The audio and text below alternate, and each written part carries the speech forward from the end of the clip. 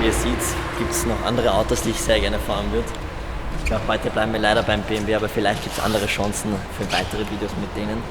Aber für heute bleiben wir mit dem und fahren gleich auf die Hebebühne, um die Spanngurte zu befestigen und dann bereit zu sein, um reinzufahren für die ganzen Sound- und Performance-Checks.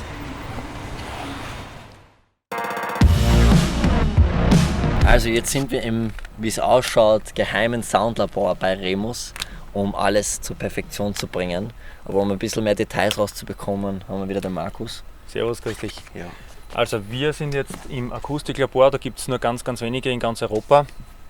Wichtig ist, es ist ganz leise, damit man jede Nuance der Akustik aufnehmen kann und recorden kann. Hier machen wir unsere akustischen Analysen und wir haben heute wieder ein feines Fahrzeug vorbereitet, den M2, der hat uns schon ein bisschen begleitet. Wir werden den gleich einmal anwerfen und dann werden wir mal schauen, was die Anlage so hergibt. Ich habe jetzt einmal die mit, weil es wird gleich richtig laut.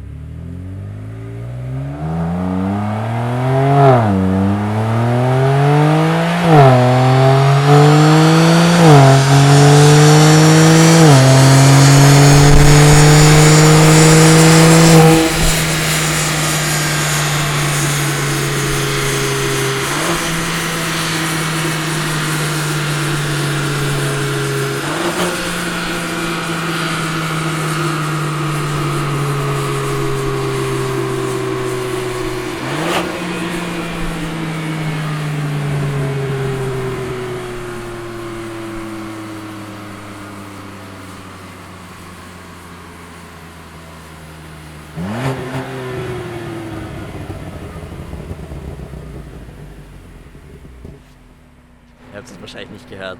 Was ich sagen wollte vorher war eben, dass sie herausgefunden haben, mit dem Remus Sportexhaust für den M2 haben sie 11 PS mehr bekommen, 22 Newtonmeter und 2 Kilogramm leichter bekommen.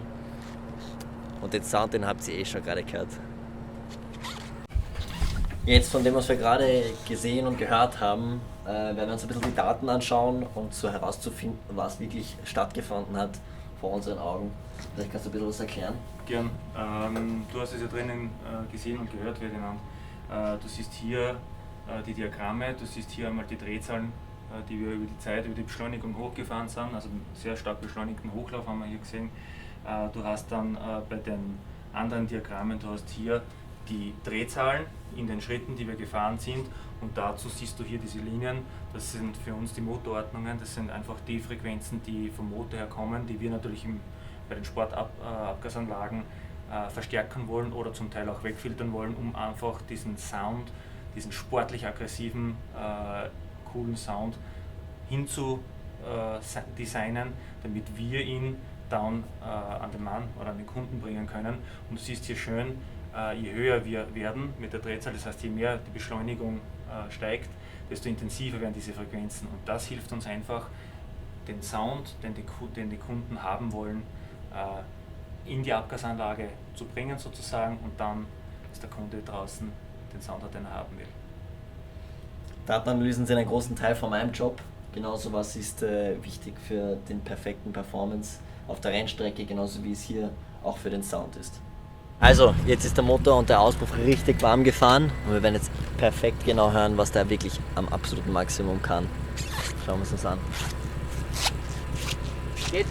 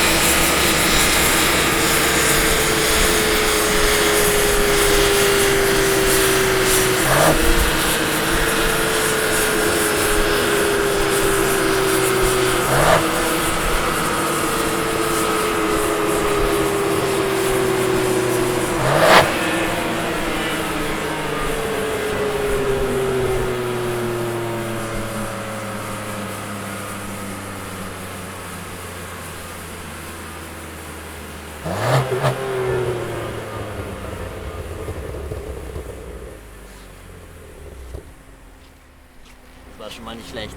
Bitte nicht vergessen, noch einmal zu abonnieren, falls ihr es noch nicht getan habt, und ein schönes Kommentar unten zu lassen, was ihr noch sehen wollt und was ihr von diesem Sound gehalten habt. Ciao.